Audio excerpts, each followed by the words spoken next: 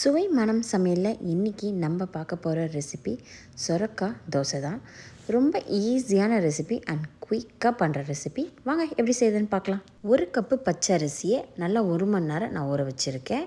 And சொரக்காய் பார்த்திங்கன்னா 1 cup பச்சை அரிசிக்கு நான் ஒரு 600 கிராம் அளவுக்கு சொரக்காய் எடுத்திருக்கேன்.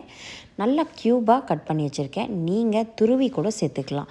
எனக்கு கொஞ்சம் லைட்டாக அரைப்படணும், அதுக்காக வாயில் அரைப்படணுன்றதுக்காக நான் இது மாதிரி க்யூபாக கட் பண்ணி போட்டிருக்கேன். உங்களுக்கு ரொம்ப நையாக இருக்கணும்னா நீங்கள் துருவி சேர்த்துக்குங்க. இப்போ பாதி அரிசியும் சொரக்காயும் சேர்த்து நம்ம அரைச்சி எடுத்துக்கலாம். இப்போது நார்மலாக தோசை பதத்துக்கு நான் அரைச்சி எடுத்துட்டேன் ஃபஸ்ட்டு பேட்ச்சு. செகண்ட் பேட்சையும் நம்ம சேர்த்துக்கலாம். ரைஸையும் காயும் சேர்த்த பிறகு இஞ்சி ஒரு 10 கிராம் அளவுக்கு ஆட் பண்ணிக்கோங்க. பச்சை மிளகா காரத்துக்கு ஒரு 6 to 7, கருவேப்பிலை நல்லா கையளவு எடுத்து போட்டுக்கோங்க. கொத்தமல்லி தாளும் அதே மாதிரி சேர்த்துக்கோங்க. இப்போது இவங்களை நல்லாவே நம்ம நைஸாக அரைச்சி எடுத்துக்கலாம். மாவு பதம் பார்த்திங்கன்னா உங்களுக்கு இப்படி இருக்கணும். நீங்கள் ரவை தோசை மாதிரி ஊற்றணும் அப்படின்னு நினச்சிங்கன்னா இன்னும் கொஞ்சம் தண்ணியை நம்ம ஆட் பண்ணிவிட்டு நீங்கள் இதில் தாளிப்பெல்லாம் சேர்த்து ரவா தோசை மாதிரி கூட ஊற்றலாம். ஆனால் நான் நார்மலான தோசையை தான் ஊற்றுறேன்.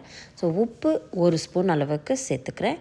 பொடியாக நறுக்குன்னு சின்ன வெங்காயம், ஆல்ரெடி நம்ம கொத்தமல்லி கருவேப்பிலலாம் சேர்த்து அரைச்சதுனால மறுபடியும் நம்ம ஆட் பண்ண வேணாம்.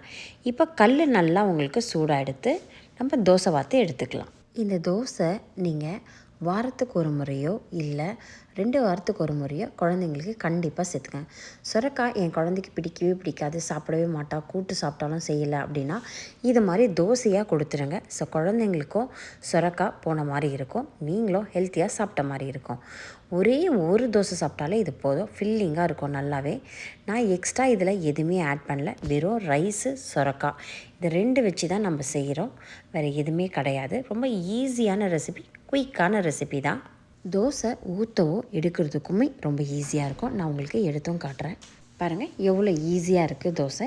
இது மாதிரி நம்ம காலையில் குழந்தைங்க ஸ்கூலுக்கு கிளம்பும் போது ஹெல்த்தியாக ஒரு தோசை கொடுத்தாலுமே ரொம்ப அமிர்தமாக சாப்பிட்டுட்டு போவாங்க. நான் சொன்ன ரேஷியோலே 1 கப்பு அரிசி 500 கிராம்ஸ்லேருந்து 600 கிராம்ஸ்க்குள்ளே இருக்கிற நீங்கள் சுரக்காவை ஆட் பண்ணி இதே மாதிரி காரத்துக்கு ஏற்ற மாதிரி எல்லாம் கரெக்டாக சேர்த்திங்கன்னா தோசை கண்டிப்பாக பர்ஃபெக்டாக உங்களுக்கு வரும். இந்த ரெசிபி உங்களுக்கு கண்டிப்பாக பிடிக்கும்னு நினைக்கிறேன்.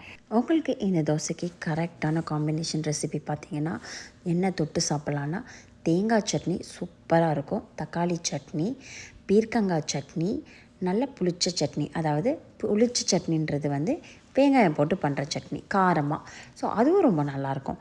நீங்கள் இது மாதிரி சட்னி வச்சு இந்த தோசை சாப்பிட்டு பாருங்கள், வேறு லெவலில் இருக்கும். பிடிச்சிருந்தால் மறக்காமல் எனக்கு லைக் பண்ணுங்கள், கமெண்ட்ஸில் சொல்லுங்கள், சப்ஸ்கிரைப் பண்ணுங்கள், ஃப்ரெண்ட்ஸ் அண்ட் ஃபேமிலிக்கும் ஷேர் பண்ணுங்கள். And thank you so much all my subscriber. ஆரோக்கியமாக சாப்பிட்டு சந்தோஷமாக இருங்க.